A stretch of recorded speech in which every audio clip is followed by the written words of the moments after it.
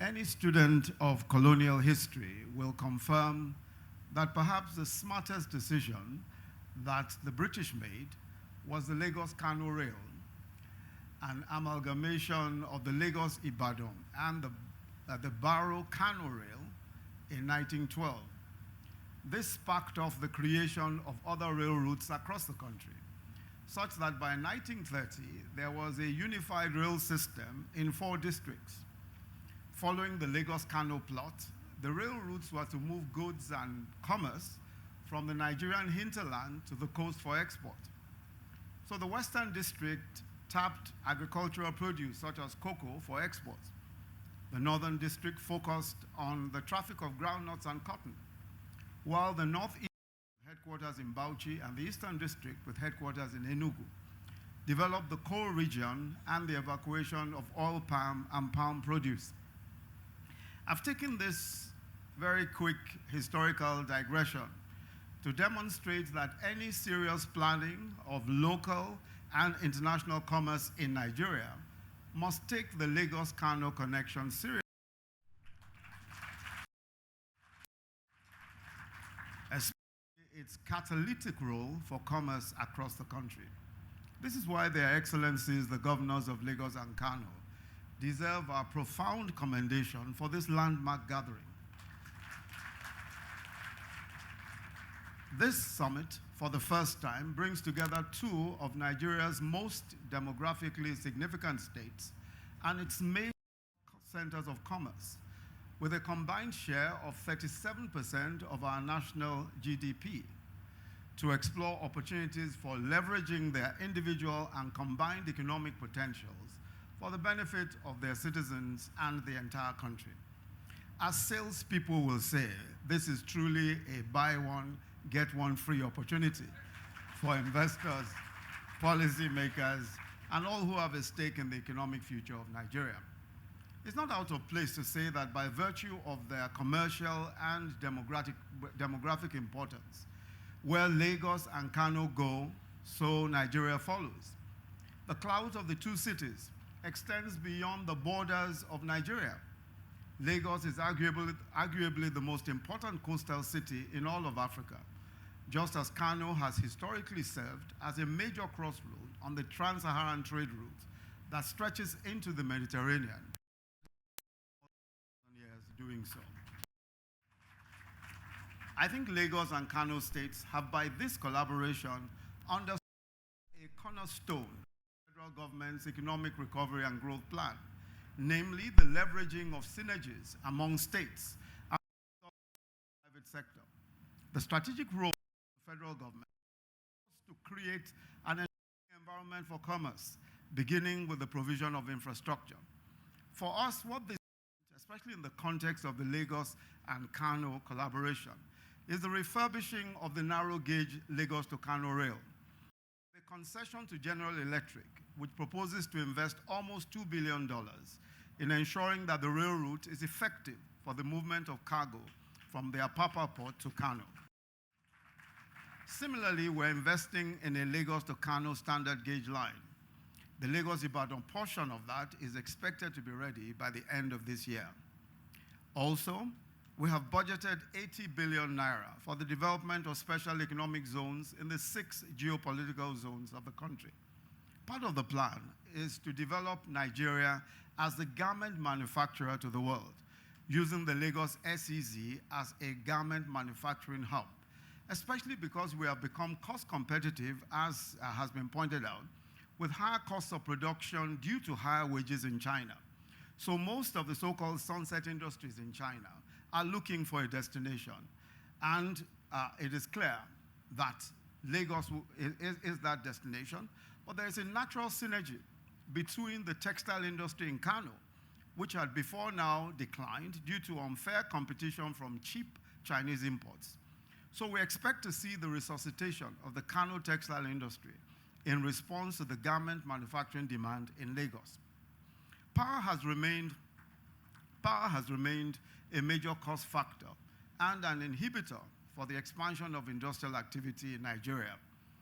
We have taken a multidimensional approach by working on both off-grid and on-grid solutions led by the private sector. So by May this year, we'll be adding 450 megahertz to the national grid when the Azura project in Edo goes live. This is the first fully privately financed power plant in Nigeria, and test power of about 30 to 50 megahertz is now on the grid, preparatory to the May start-off. At the same time, we're putting off-grid solar capacity in small industrial clusters in key commercial centers.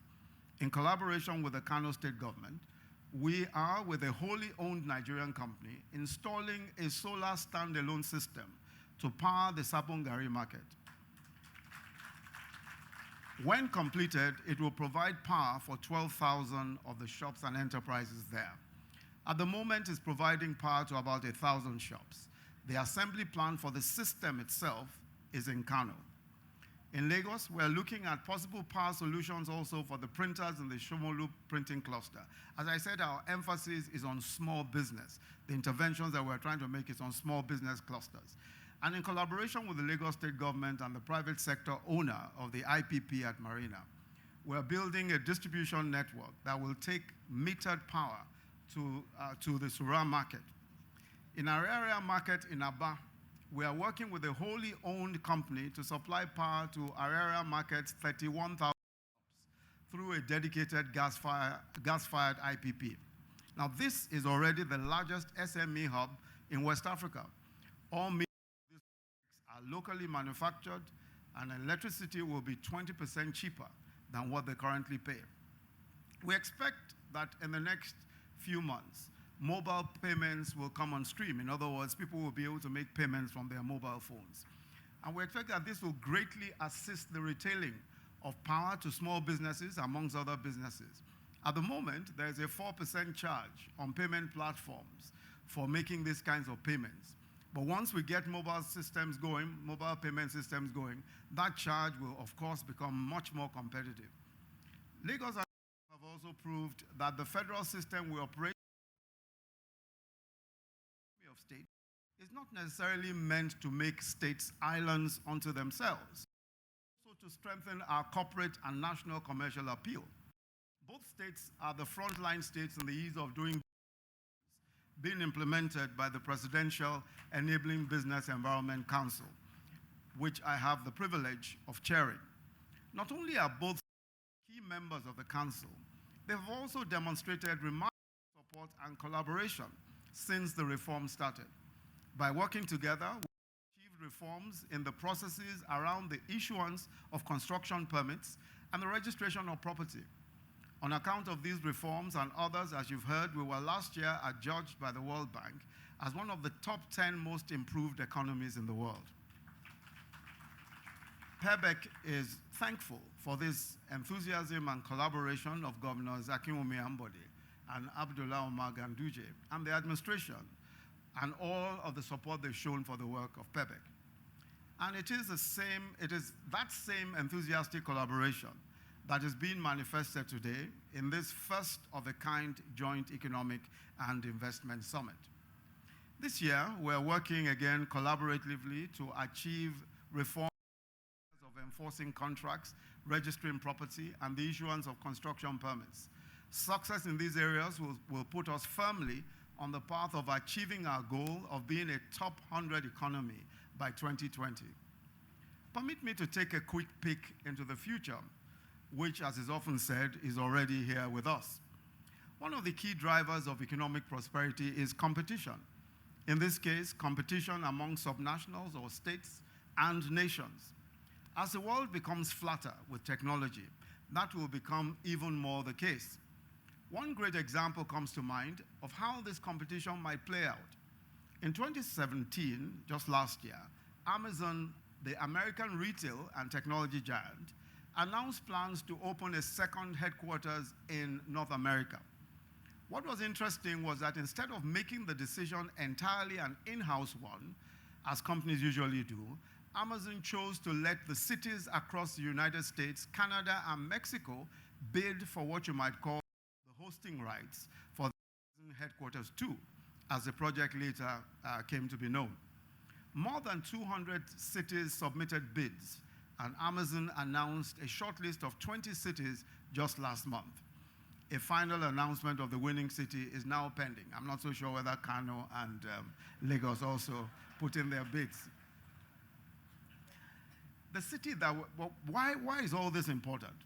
The city that will host Amazon's headquarters will enjoy more than $5 billion in construction $5 billion US dollars, that is, in construction investment alone.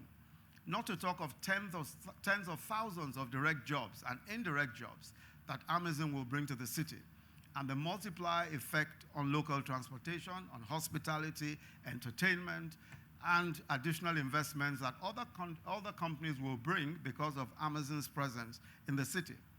Now think about what this development might mean for Nigeria in the decades ahead, when companies make important decisions about siting their offices and headquarters and industries, primarily based on how easy a state makes it for people to do business in it. States that make it easy for investors to acquire land, to register property, to pay taxes, and access to broadband internet will be the clear winners, while states that make things or impossible will languish as the world carries on. Your Excellencies, ladies and gentlemen, that competitive scenario that I've just outlined is the future of the world. Indeed, there are theorists and thinkers who now argue that going by the current and projected rates of urbanization, cities, not countries, will propel the economies of the future and ultimately determine the fate of humankind. Of course, it may sound far-fetched right now to imagine that city economies will in some way replace nation-states in global importance. But you only need to know the fact that in many cases, cities around the world existed than the countries to which they belong. Lagos and Kano are as much cities as they are states. Both predate the existence of Nigeria. Long before Nigeria existed as we know it today, both cities existed as important regional centers of trade and commerce. It is a given that they will continue well into the future, increasingly gaining clout and influence with the opening up of national borders across West Africa and even the entire African continent. There will be even more room for both cities to assert themselves economically, to seize rapidly emerging opportunities, to ride the waves of investment and innovation, to become truly globally competitive, and to show the way to the rest of Nigeria. On our part, the federal government will support the efforts of all state governments to reform their economies, to attract investment, and to collaborate with one another. The days when the federal government would seek to undermine governors and their administrations are now well behind us. The state governors, I'm sure that the state governors will be the first to attest to the fact that President Buhari is deeply committed to helping every state in Nigeria achieve its full economic potential. We are seeing unprecedented levels of national, subnational engagement today, especially through the mechanism of the National Economic Council. One of the driving philosophies of that council is fiscal transparency. As a federal government, we've been careful not to hold back information from the states because we realize that development can only happen in an atmosphere of trust and collaboration. Over the next 2 days, there will be robust conversations around governance, infrastructure, fiscal matters, tourism, security, the knowledge economy, and other issues. And I'm confident that these discussions will throw up useful insights and opportunities for learning, all of which, of course, I'm sure will be documented for future relevance. I'm also confident that investors and businesses will leave this summit with increased knowledge about the opportunities for investment in Lagos and Kano, and with greater optimism for the future. The federal government will be paying serious attention to the outcomes of this summit to help guide and direct our engagements with the states. Let me again commend Governors Ganduje and Ambode for this historic business and investment summit, and to commend Governor Ganduje for making the journey, a rather long journey, all the way to Lagos. I must also say that Governor Ambode deserves special mention for his farsightedness in establishing this collaboration, working with Governor Atiku Bagudu of Kebbi on the famous lake rice, and even leasing land from Ogun State to grow rice, which I think is another act of collaboration. Very well done. Well, thank you for your attention, ladies and gentlemen. It's now my very special pleasure and privilege to declare this summit formally open. Thank you.